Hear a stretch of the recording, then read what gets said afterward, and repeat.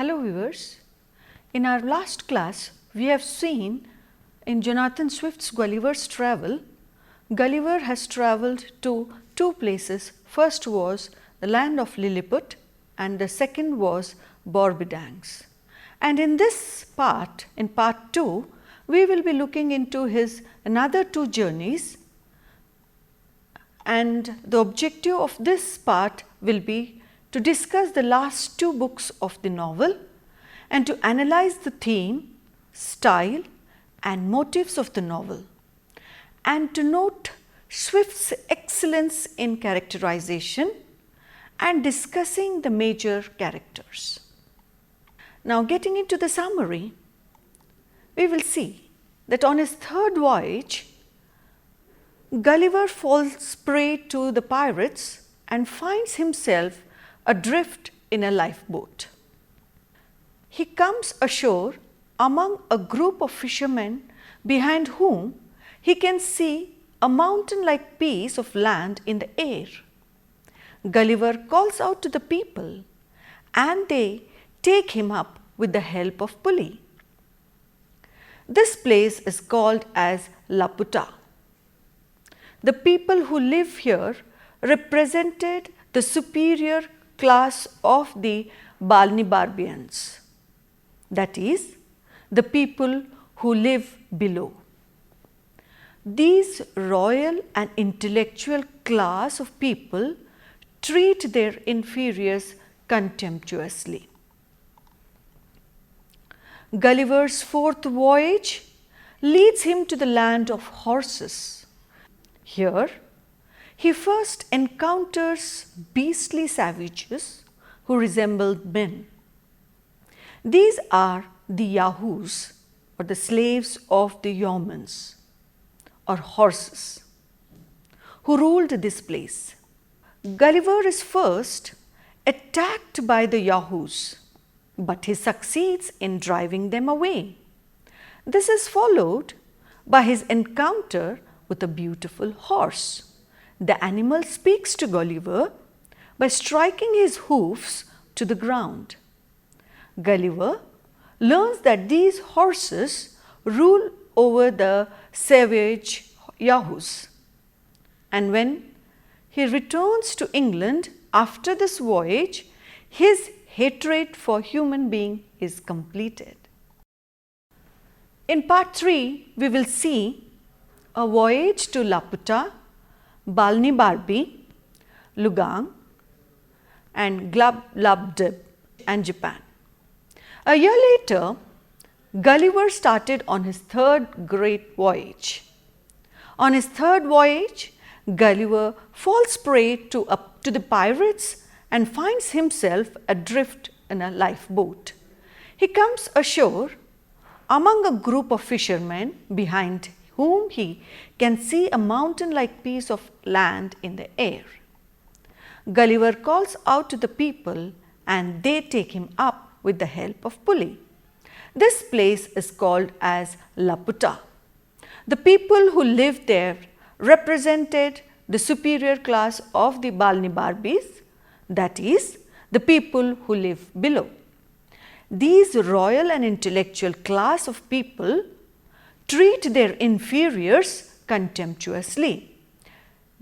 This hate continued for long during the past till the people of Balnibarbi wrested their independence from the above.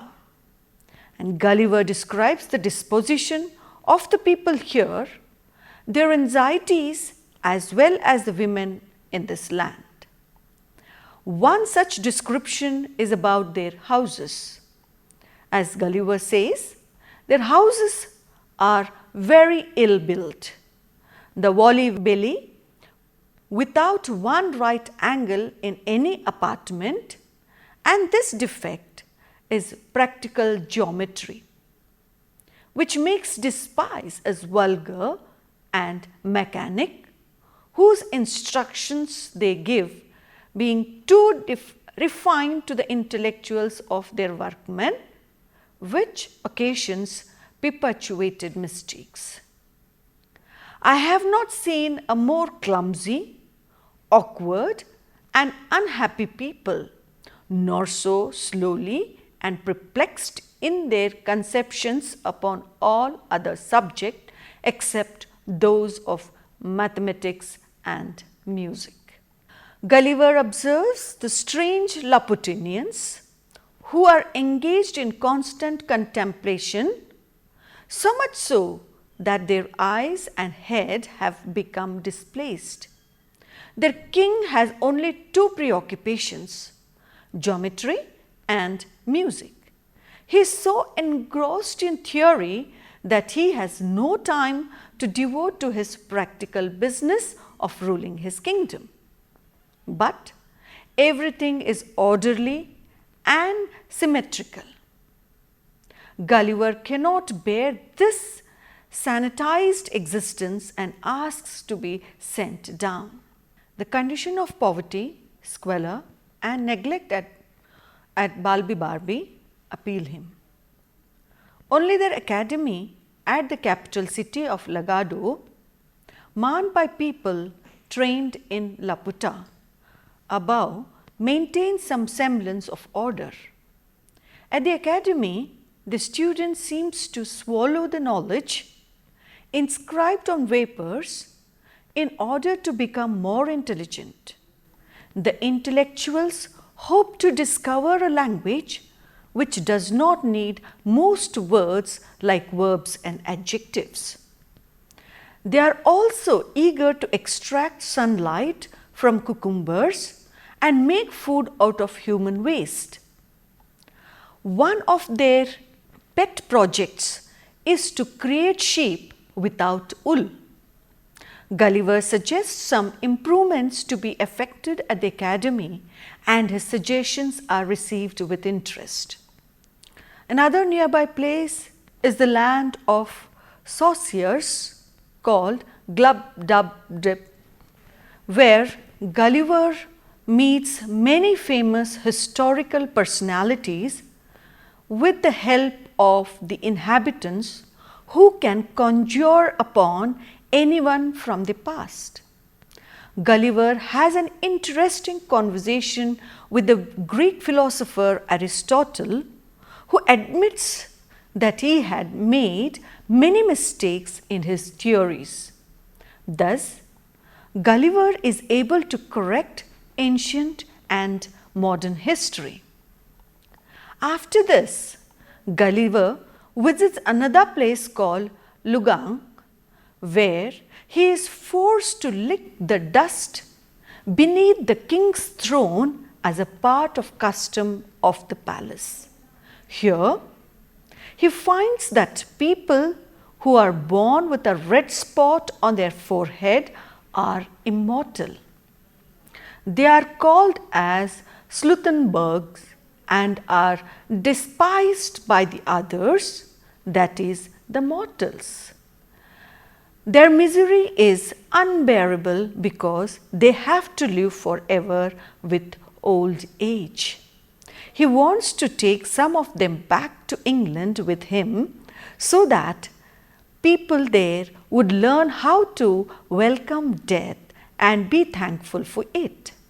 Finally, Gulliver visits Japan. From there, he boards a Dutch ship which takes him to Amsterdam. From Amsterdam, he returns to England.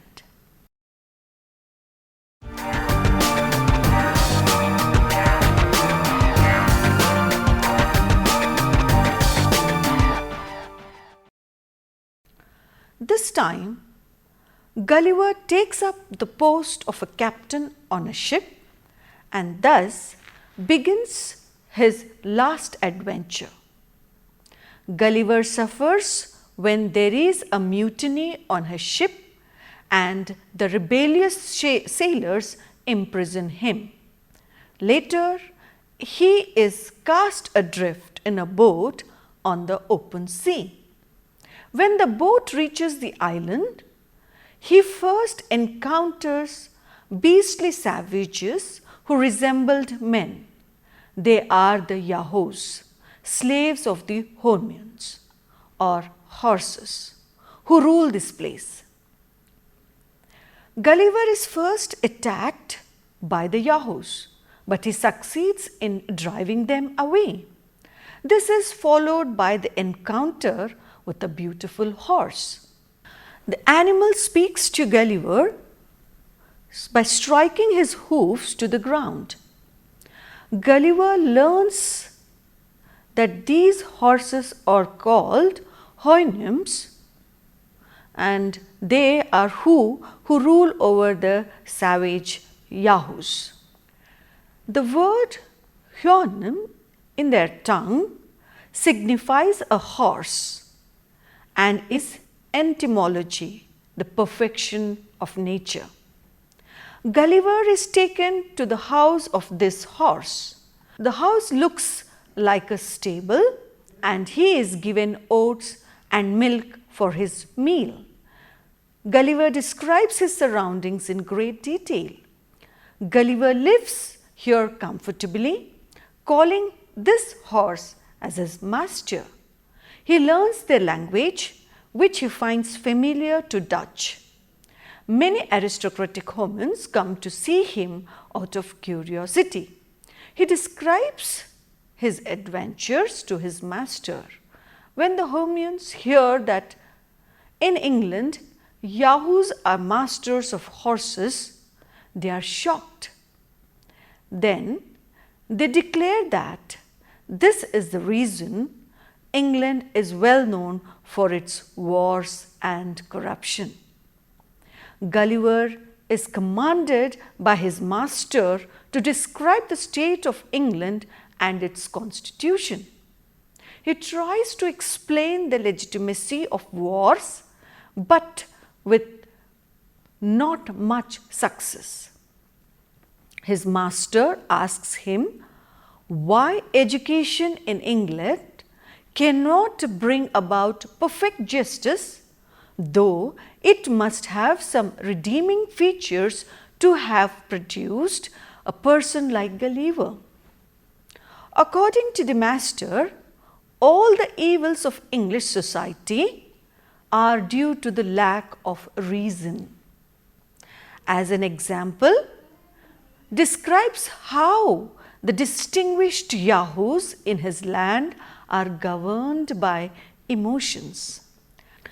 Gulliver conceives a great love for this new land where he has inadvertently arrived. He learns much about human nature from his master's discourses on the subject. He observes the great virtues of the Houyhnhnms, like the reader may be disposed to wonder how I could prevail on myself to give so free a representation of my own species among a race of mortals who were already too apt to conceive the vilest opinion of humankind from that entire congruity betwixt me and the Yahoos. But I must freely confess that many virtues of those excellent quadrupeds, placed in opposite view to human corruptions, had so far opened my eyes and enlarged my understanding that I began to view the action and passion of man in a very different light. I unquote. He admires the extent of their scholarship. He describes in detail their architecture, the rites of passage. But he also finds some defects in the languages. In short, he spends a happy time in this new land and improves himself immensely. One day, Gulliver hears a serious debate among the Houyhnhnms as to whether the Yahoos should be completely exterminated. The debate ends with a decision to allow the Yahoos to continue living but to deport Gulliver because he is just like a Yahoo. Gulliver loses consciousness when he understands the cruelty of the order. he is reluctant to leave, but finally gives into the desire of the Homerans. He makes himself a chance to set out. Gulliver's voyage is fraught with dangers. He first comes to New Holland and hopes to live there for the rest of his life. But one of the natives shoots him with an arrow and carries him to a Portuguese ship. Fortunately, the compassionate captain of the ship saves him. He arrives in England and hopes to publish the story of his adventure. He moralizes about those travels who do not adhere to truth in their writing. But one point which obscures all others is that when he comes back home, Gulliver can no longer associate with human beings. His entire time is spent in the stables, conversing with horses, looking forward to a time when the golden age of Homers will come to England.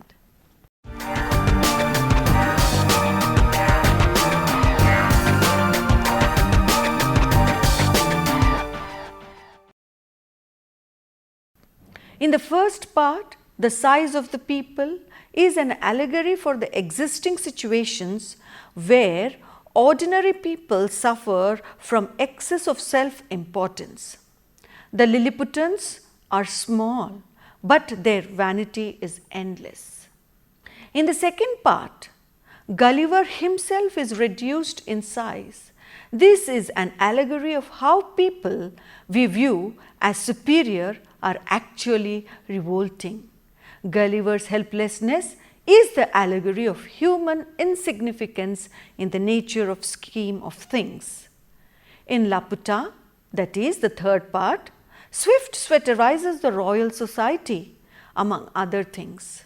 Why the scientists want to breed wool-less sheep or carry out senseless experiments which do not spell any clear goal is a point which needs to be thought about. And in the final part, it is most bitter and misanthropic satire. It shows that the Yahoos in most distinguished light and eulogizes the horses. It praises rationality and condemns emotions. The perfect utopia existence of this land is contrasted with the world to which Gulliver belongs. Human life has reached such a terrible stage of degradation that it is better to replace it with the rules governing animal societies, says Gulliver's travel thus questions the efficacy of civilization and wonders whether human progress is not self-destructive, and human perversity seems to him to have reached its zenith, and now the only solution is to look elsewhere for improvement, which the human beings themselves are capable of.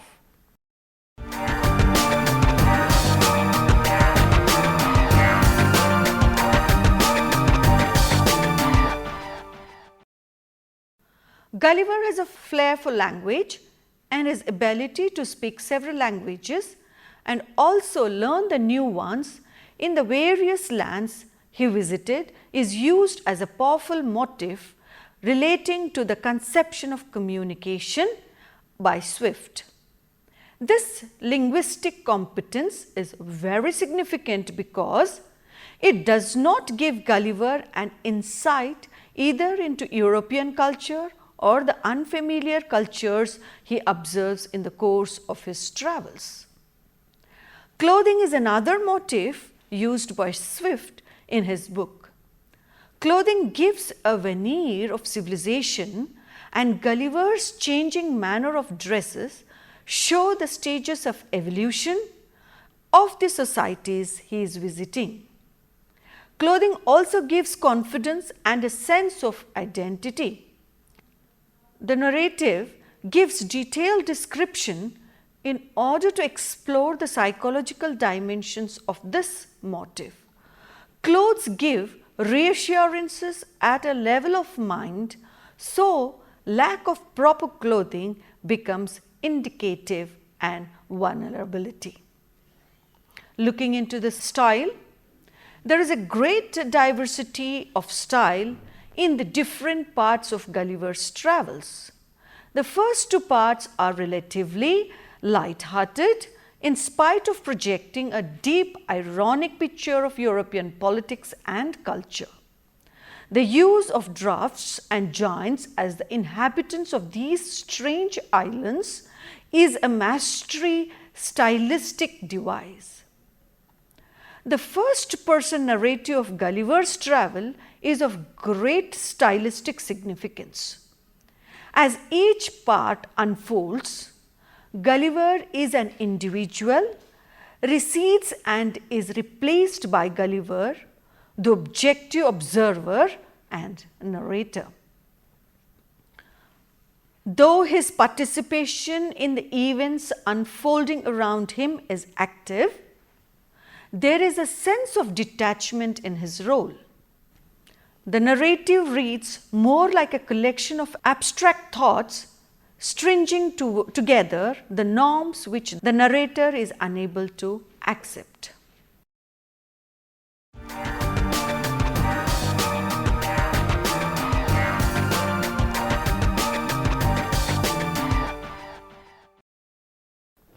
Swift's main emphasis is on the satirical intent of his story, and therefore he does not make any great effort at making his characterization perfect.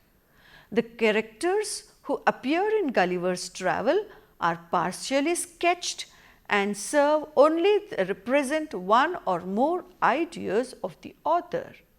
Even the protagonist, Gulliver, is nothing more than an instrument to achieve the end which Swift has in mind. Now, first we will look into the character Gulliver. The first person narrator of this travelogue, Gulliver is fond of adventures.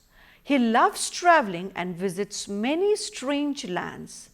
But though he is the protagonist of this book, he is not truly heroic. As the story progresses, he becomes misanthropic. Gulliver is not a coward. He faces all his adversities squarely. For instance, when he is shipwrecked on strange shores, he does not become prey to fear. When he is almost eaten up by the giant rat, or taken captive by pirates, or shot with poisoned arrows, he retains his equanimity. Gulliver experiences a sense of alienation because his adventures lead to isolation from humanity for 16 years. But he is stoic and does not complain about his deprivation. Swift uses the character of Gulliver for the purpose of intensifying his satirical vision. The name Gulliver itself is indicative of the gullible nature of the protagonist. This is one character trait that lays him open to exploitation wherever he goes. His mind is imprisoned at the literal dimension of things. He describes in vivid physical details the places he has seen, the people he has met, the pattern of behaviors he has observed. But he is unable to dwell deeper and comment on the diverse cultural context or give a philosophical commentary about these. The next character is Mary Bruto. Gulliver's wife is a character that is more absent than present, both in the narrative and in the mind of its narrator. Gulliver leaves her behind to live alone without any compensation. He never worries about her plight. Queen of Borba. The book is predominated by male characters, and the only women are Mary Borba and the little girl who looks after him there. Gulliver is full of praise for her wit and humour. When the queen banishes her page for insulting Gulliver, we come to know of the extent of her respect for the attachment to Gulliver. Lord Mundo, this is another character who shows affinity to Gulliver, is Lord Mundo. He is a brave individual who dares to raise a voice of dissent in the Laputa and the Lagadan community, where every other individual is completely hypnotized and brainwashed by mindless public policies. Mundo is the portrayal of what Gulliver could have become when he evolves in the right direction. The other character is Don Pedro, one character who acts as a foil for the analysis of Gulliver's character is Don Pedro. When Gulliver is mentally enraged, he takes great care to restore him to normalcy. His patience and tenderness are traits with which the protagonist of this story never possesses. His introduction helps to retain the objectivity and reliability of the story. Well, learners, hope you all have enjoyed this novel and see you all in the next class. Thank you.